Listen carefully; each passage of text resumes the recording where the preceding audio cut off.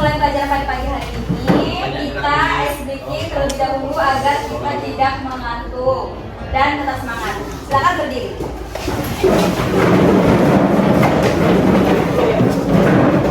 Berdiri, Nak. Oke, SBK-nya di sini ada yang tahu kan? Yang dikasih apa? Dikasih wow, untuk wow namanya. Ada apa? Ada yang tahu? Dikasih apa? Dikasih B, kasih O, kasih W. Wow, keren. Wow, keren. Wow, keren. Wow, keren. Sekali lagi. Dikasih apa? B, kasih B, kasih O, kasih W. Assalamualaikum warahmatullahi wabarakatuh. Waalaikumsalam warahmatullahi wabarakatuh. Selamat pagi anak-anak. Apa kabarnya kalian hari ini? Baik. Sebelum kita mulai pelajaran pagi hari ini, ada baiknya kita berdoa dulu kepada ketua kelas. Tolong pimpinannya.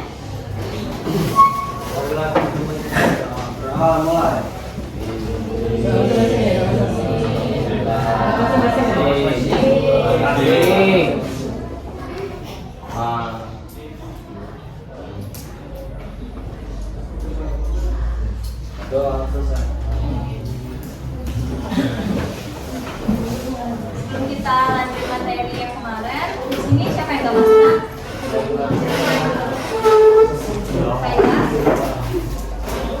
Naila?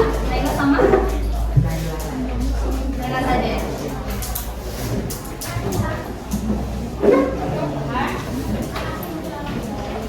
Ini ada yang ingat nggak materi apa kita kemarin? Globalisasi. Siapa di sini yang tahu pengertian globalisasi? Silakan apa?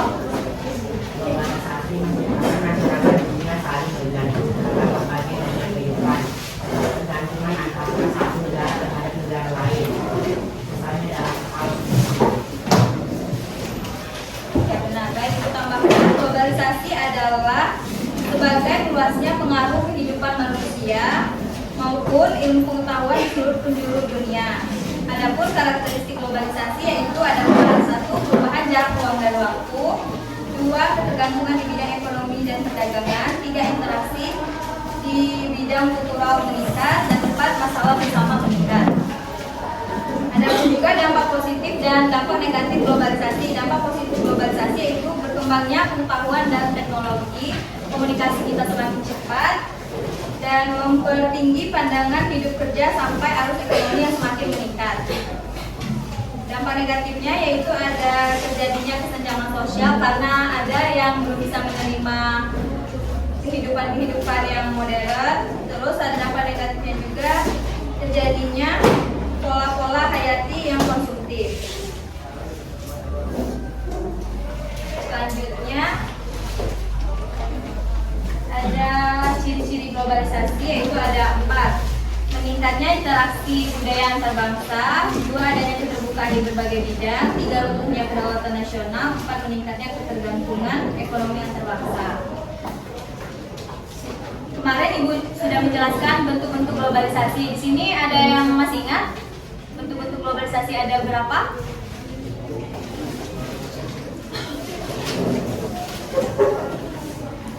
Silakan Cika. Globalisasi bidang ekonomi, globalisasi bidang politik, bidang budaya, bidang transportasi, dan bidang komunikasi. Itulah benar. Globalisasi bidang ekonomi itu merupakan salah satu bentuk globalisasi yang terjadi dalam masyarakat saat ini. Globalisasi bidang ekonomi merupakan suatu aktivitas ekonomi dan perdagangan secara global secara terbuka. Dalam globalisasi ekonomi, berbagai negara di dunia menjadi pasar yang seperti internasional. Globalisasi perekonomian mengharuskan penghapusan seluruh batasan dan hambatan terhadap arus-arus perekonomian internasional. Dan ada globalisasi bidang iptek. Globalisasi bidang iptek yaitu semakin berkembang pesatnya karena adanya perkembangan teknologi. Seperti contohnya dari kita sebelum ada handphone, kita menggunakan seperti surat, terus belum bisa SMS, belum ada handphone. Jadi komunikasi semakin cepat ketika ada globalisasi bidang iptek. Kemajuan di bidang iptek menjadikan interaksi manusia dengan manusia lain tidak dibatasi oleh ruang dan waktu karena bisa melalui handphone. Dan setiap saat manusia dengan berbagai perangkat atau pengetahuannya dapat dengan mudah menjalin hubungan, mendapatkan informasi ataupun penyebaran informasi ke orang lain. Kita bisa mendapat berita-berita sekarang kan bisa dari televisi, bisa dari internet. Enggak, kalau dulu kan kita dari koran, misalnya enggak bisa dari televisi. Kalau sekarang kan dari WhatsApp sudah bisa semua. Terus globalisasi bidang budaya. Globalisasi bidang budaya yaitu terpengaruhnya adanya globalisasi budaya dari negara lain.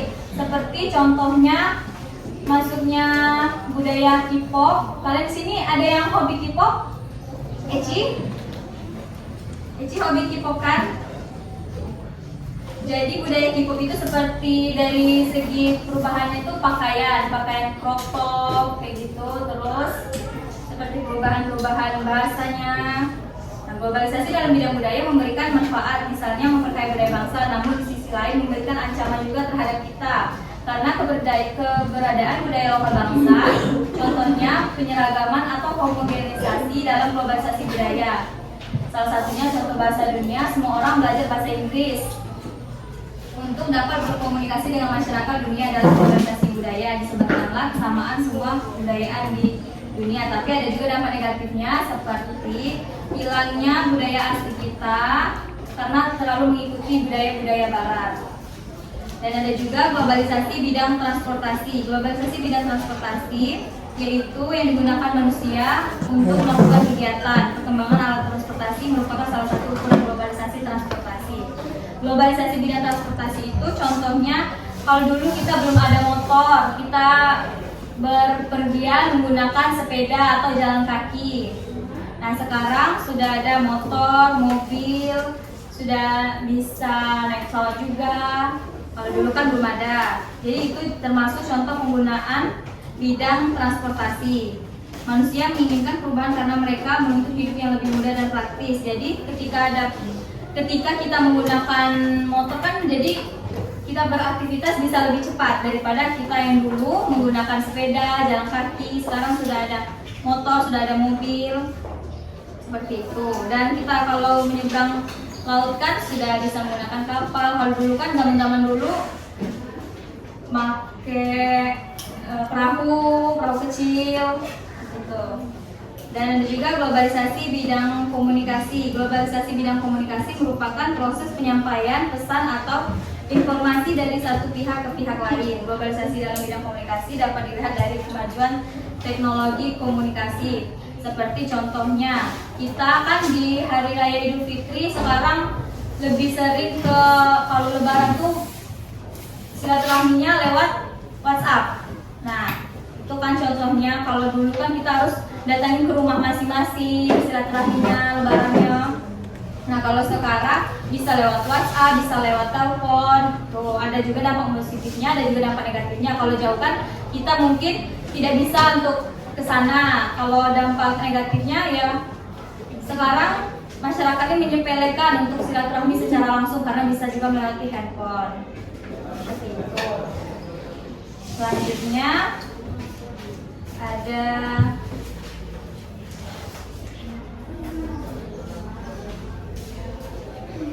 ada upaya menghadapi globalisasi. Silakan buka lagi modulnya. Upaya menghadapi globalisasi yaitu ada 8. 1. Memperkuat persatuan dan kesatuan keluarga Indonesia yang memiliki budaya beragam untuk bersatu. 2. Mematenkan setiap budaya Indonesia serta mempublikasikannya.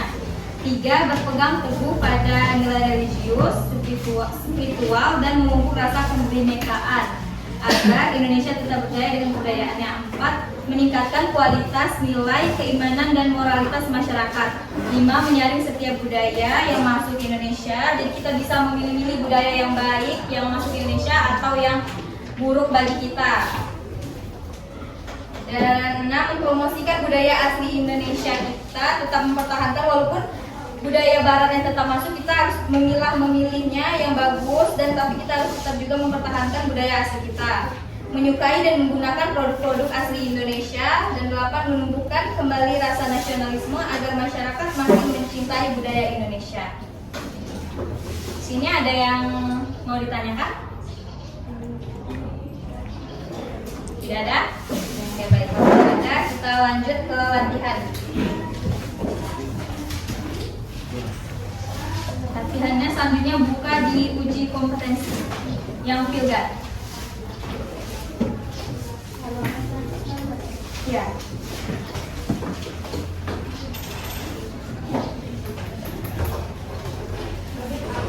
Ya, nah bagian 1 sampai 30.